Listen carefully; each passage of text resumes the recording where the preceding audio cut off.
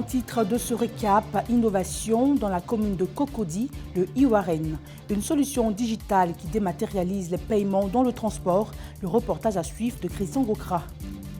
Le troisième pont d'Abidjan et les embouteillages de longue queue, alors qu'il était perçu comme la solution à ce problème, on le voit dans ce récap. L'environnement des chaînes cryptées en Côte d'Ivoire, l'avènement de nouvelles structures de décryptage et l'insatisfaction des clients, nous en parlerons dans quelques instants. Voilà pour les titres ce soir. Heureuse de vous retrouver pour le récap de la semaine. Bonsoir à tous et bienvenue.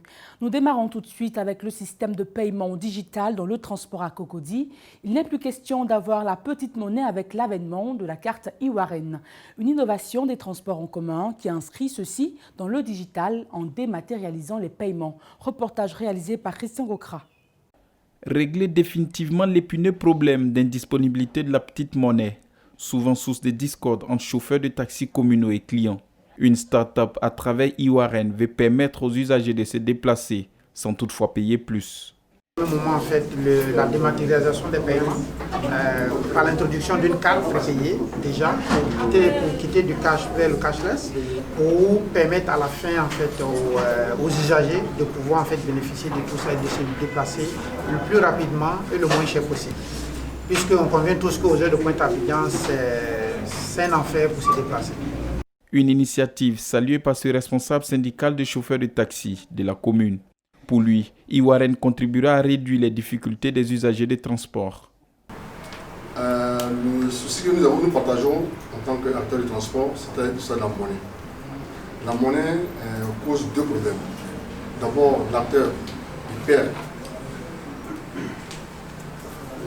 sur le plan financier et il y a également des palabres.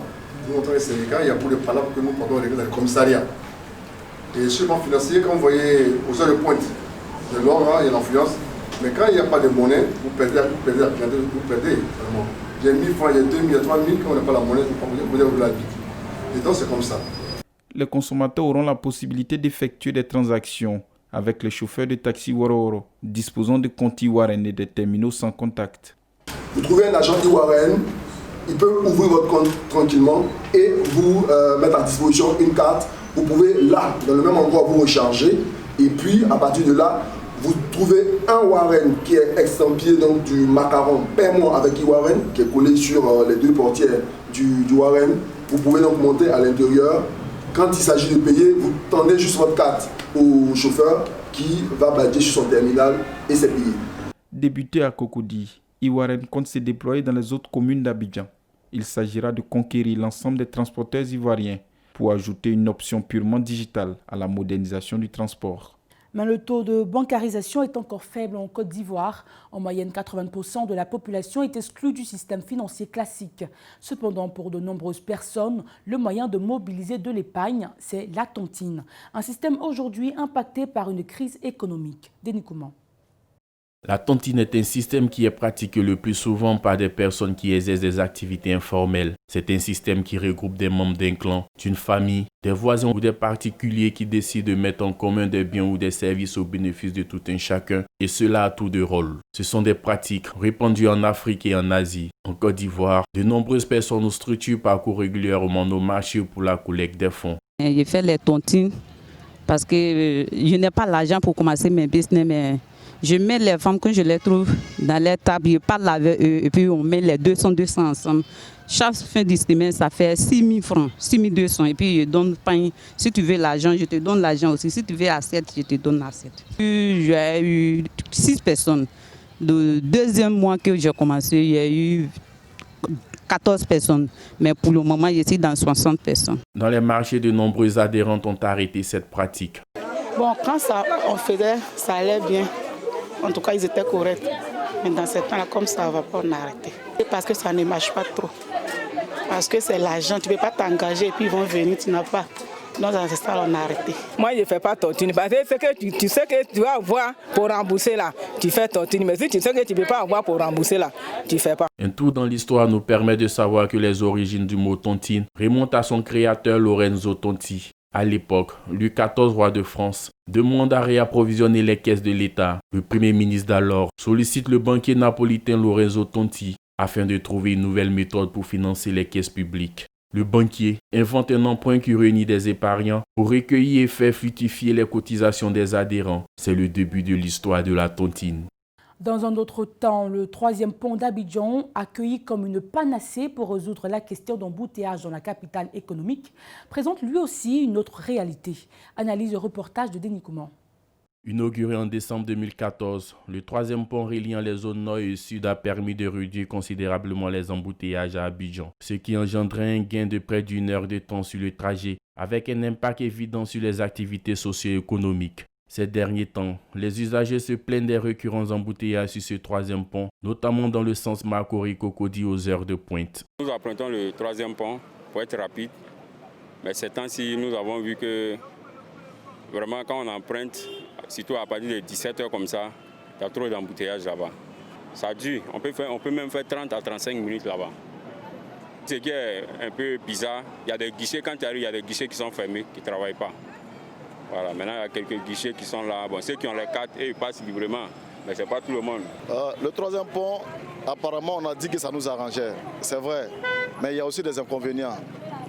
Quand on monte le pont, à la descente, il n'y a pas de souci. Mais quand on sort, on constate que du côté de Latri et ceux qui vont du côté de la Riviera nous donnent encore un bouchon pas possible.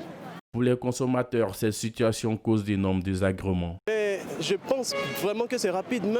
Je constate dans ces jours que c'est compliqué. C'est compliqué l'accès, bon, souvent les embouteillages et autres. Donc vraiment, ce n'est pas aussi fiable que ça. Pour nous qui allons au travail, bien sûr, voilà, c'est gênant. Les chauffeurs demandent aux différentes entités en charge de la gestion et de la fluidité routière à faire des efforts pour réduire les souffrances. Mais ça dépend, on demande à l'OSER de voir un peu comment est-ce qu'il faut rendre un peu fluide la circulation. Voilà, c'est eux qui sont les experts, c'est eux qui savent comment il faut gérer cette situation. Et moi, j'aimerais dire à nos frères qui travaillent là-bas, voilà, ils n'ont qu'à essayer de voir les heures de pointe comme ça, là. Tous les guichets doivent travailler. Parce que quand tu arrives, tu vois le rang, le guichet, il y a au moins 3 à 4 guichets qui sont fermés, c'est pas facile. Le 3e pont nous arrange tous. Voilà, mais quand on paye et puis on est dans le bouchon là-bas, là, c'est décourageant. Si le manque de civisme des conducteurs est parfois à l'origine de nombreux encombrements, il y a aussi un besoin criant en infrastructures routières de qualité pour pallier aux nombreux embouteillages auxquels les usagers doivent faire face. L'environnement des chaînes cryptées s'est agrandi en Côte d'Ivoire avec l'avènement de nouvelles structures. Les clients de ces structures se plaignent car le décryptage des chaînes est difficile quand le vent souffle trop fort ou quand il pleut. Et cette situation perdure depuis plusieurs années. Le constat toujours avec Denis Kouman. Pendant plusieurs années, le monopole des chaînes cryptées était une réalité en Côte d'Ivoire. Depuis peu, le secteur s'est libéralisé. Malgré cela, les perturbations continuent d'exister, car au moindre vent ou à la moindre pluie, le signal se coupe. Cela est encore plus grave en saison pluvieuse. Pourtant, les abonnés payent pour l'achat des équipements et pour leur abonnement. On va dire, à la limite, on peut dire même c'est la règle, dès qu'il y a une petite pluie, la télévision se brouille, il n'y a plus d'image. Alors que bon, tout le monde a des parents en Europe, on sait que pour les mêmes chaînes, dans les mêmes intempéries, il y a toujours des images. Donc c'est parce qu'il n'y a pas une puissante société de consommateurs en Côte d'Ivoire que bon, on laisse passer, quoi. À la limite, c'est la limite de l'arnaque. Voilà. Oui, j'ai déjà vécu ça en majorité, c'est avec Canal+. Parce qu'avec Canal, dès qu'il pleut, une fois qu'il y a les intempéries, on n'a plus d'images. Et parfois aussi on a des restrictions d'images sur certaines chaînes. Sous d'autres cieux, les mêmes fournisseurs arrivent à satisfaire les clients. Il est déplorable que sur nos tropiques, les prestations diffèrent et pourtant tous payent pour le même service. Je veux dire, le consommateur européen, c'est vrai qu'il est plus exigeant que le consommateur africain, mais à la fin de la journée, c'est la même bourse. On paye tous pour le service, donc on doit avoir plus d'égards à l'endroit du consommateur africain que du consommateur européen. Régulièrement, les commerciaux appellent les usagers pour le règlement de leurs factures. Les consommateurs souhaitent être aussi informés des désagréments. Ils invitent les ONG et la société civile à agir. Ils peuvent mettre en bande d'annonce telle chose à revoir, telle chose à revoir, mais c'est mieux de prévenir. Parce que vous me dites de faire un abonnement, j'aurai toutes les images et il y a des restrictions sur certaines images, c'est pas tout intéressant. Faire de la grande pub sur cette arnaque à la consommation là. Et puis après, si ça ne réveille pas la société, on peut rester en justice. Voilà. La Côte d'Ivoire a lancé un projet visant à déployer un réseau très haut débit en fibre optique. Une technologie selon les techniciens qui permettra de recevoir sans interruption le signal des chaînes cryptées. Avec cette technologie, les abonnés devront encore avoir une connexion Internet qui viendra sans doute alourdir le pouvoir d'achat des consommateurs. Pour l'instant, certaines zones comme Cocody, Piétry et le plateau sont couvertes par la fibre. Avec cette technologie, les abonnés ne souffriront plus de coupures. Noël, c'est pour très bientôt et pour la célébration de l'arbre de Noël 2020, une ONG apporte son soutien à l'espace éveil de protection sociale du centre social de Niangon Sud. Les enfants du centre social ont reçu la visite du Père Noël jeudi dernier, des festivités en collaboration avec la fondation Wadanyamki. Témoigner la solidarité de la société aux enfants qui se trouvent privés de ce traditionnel moment d'amour qu'est Noël. Telles sont les motivations de la fondation Wadanyamki. Et 25 enfants issus de ce centre bénéficieront de cadeaux à l'occasion de la fête marquant la naissance du Christ. Nous entendons les cris de cœur des formateurs, nous voyons nos enfants. Franchement, si on pouvait plus, on aurait fait plus. Voilà, symboliquement, on fait ce qu'on peut et on compte pouvoir perpétrer cette aide si la situation nous permet. Parce que pour nous, c'est juste normal d'aider les enfants. Et avoir un enfant sourire à Noël, il n'y a plus rien de plus récompensant pour une maman, pour un enfant et pour nous, l'organisation de fondation. Bamba Bouaké, directeur du centre social de Niangon Sud, dans la commune de Yopougon, s'est dit heureux de l'appui de la fondation en faveur des enfants. Nous sommes plus que comblés. C'est la joie. Nous sommes contents.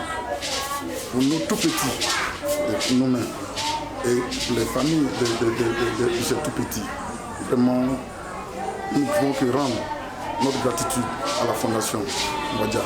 Vraiment, c'est un partenariat qui commence comme ça. Vraiment. Nous sommes très, très contents de ce geste. Vraiment, tous ces cadeaux, c'est beaucoup.